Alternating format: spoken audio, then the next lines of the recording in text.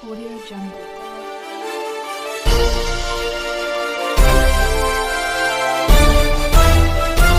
Audio Jungle.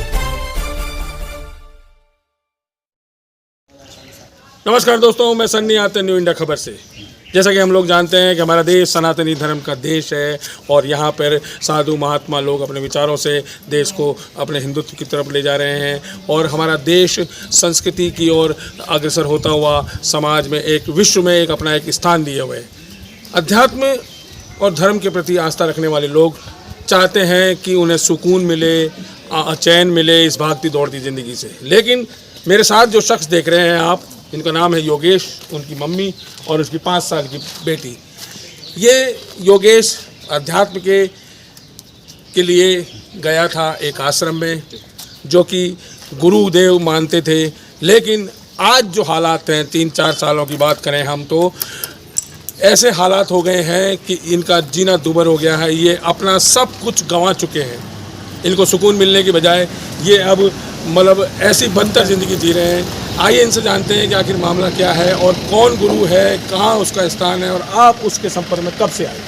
मैं 2007 से उसके संपर्क में था। नाम है तेज सिंह राजावत और शोकपुर 71/234 में रहता है। सांगानेर जयपुर। हाँ, जयपुर जी। और मेरी ज़मीन निभाई में, जहाँ पे उसने अपना एक स्थान भी कब्जा करके बना रखा है। तो मेरी पत्नी को उसने दुराचार करके मेरे से दूर कर दिया और मेरे लाखों रुपए ठग के। उससे संपर्क में कैसे आए, पहले तो ये बताइए। उसके संपर्क में आए, वो कई गिटार क्लास सीखने आता था, जहाँ पे मैं भी गिटार सीखने जाता था। उसी दरमियान हमारा संपर्क हुआ। शादी उस समय हो चुकी थी आपकी? नहीं, मेरी शादी 2016 में हुई थी। ये बात करीब 2007-8 की बात है। ठीक है। तो उसके बाद मैं इंजीनियरिंग करने चला गया। तो 2016 में शादी के बाद दोबारा से संपर्क में आया मैं।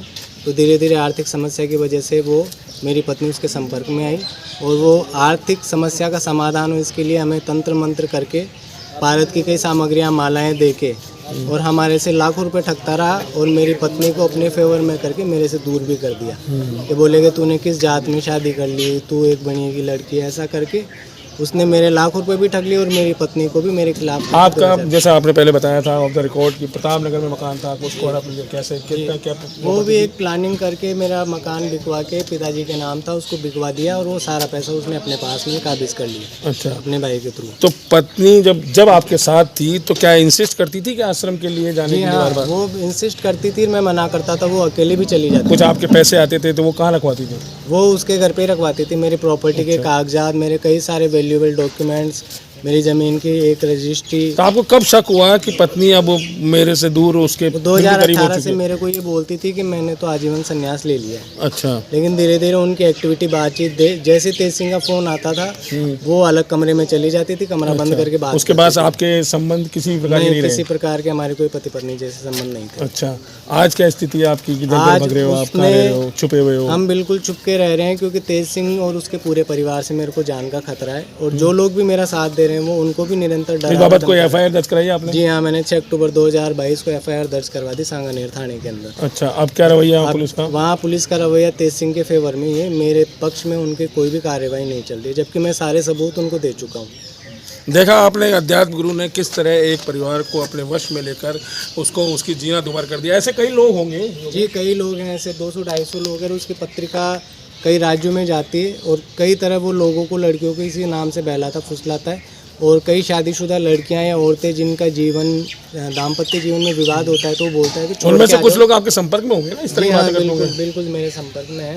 अच्छा। तो वो यही बोलता है तुम छोड़ के आ जाओ, मेरे स्थान पे रहो, तुम शादी वादी को छोड़ के आ जाओ। जिस तरह योगेश ने कहा कि अपना सब कुछ खो चुका है, पत्नी भी खो चुका है और अपना सारा धन दौलत एक तरह से जा चुकी है। इसका अच्छा खासा सिविल इंजीनियर है, ये इसका कंस्ट्रक्शन का काम था, जो भी धन आता था आश्रम की पत्नी ले जाती थी। इनके साथ इनकी माँ भी हैं, उनसे जानते हैं उनका पक्ष। क्या कहना है आपको इस बारे में? क्या गुरु क्या इसको बेटे को फंसा के ले गया या पत्नी को ले गया? कैसे, कितना लूट लिया? खूब सारा लूट लिया, 50 लाख रुपया लूट लिया। 50 कभी आप मिली उनसे? है? आप तेज सिंह से मिली, गुरुदेव से? मिली थी 1-2 बार, पर मेरे से तो इतनी बात ही नहीं हुई। मेरे को जानकारी भी नहीं थी भाई ये इतने पैसे दे चुके। अच्छा, यही जाना है, इसका काम जाना, मेरे को तो बताता भी नहीं था। देखिए, ये माँ है, बूढ़ी माँ है, अब 5 साल की बच्ची है, जैसा इन्होंने बताया। अब आप आखिर ये बताएं कि आप आखिर चाहते क्या हैं कि मतलब आपकी प्रॉपर्टी मिल जाए पत्नी संबंध सर, और अब मैं ये देखिए चाहता हूँ समाज में जो इस तरह की बुराई फैल चुकी है, ऐसे मुजरिमों को कड़ी से कड़ी सज़ा मिले। और जो कई लोग ऐसे ढोंगी पाखंडी बाबाओं के चक्कर में अपना जीवन बर्बाद कर रहे हैं, मैं उनसे ही निवेदन करूँगा कि अपना काम करें और मस्त रहें, क्योंकि ऐसे लोग आपको जीवन में कभी भी तरक्की नहीं दे सकते हैं। देखिए, जैसा इन्होंने कहा कि आज अध्यात्म की आवश्यकता भी है, धर्म के प्रति भी आस्था रखनी चाहिए। ऐसा नहीं है कुछ 2-4 ढोंगी बाबा, क्योंकि अब पहले के मीडिया रिपोर्ट देख लें और कुछ ऐसे बाबा हैं जो आज जेल की सलाखों के पीछे हैं। तो इस मामले हम सभी बाबाओं के बारे में नहीं कह सकते, लेकिन कुछ इस तरह का, जैसा कि बताया कि और भी कई लोग हैं जो उसकी ठगी का शिकार हो चुके हैं।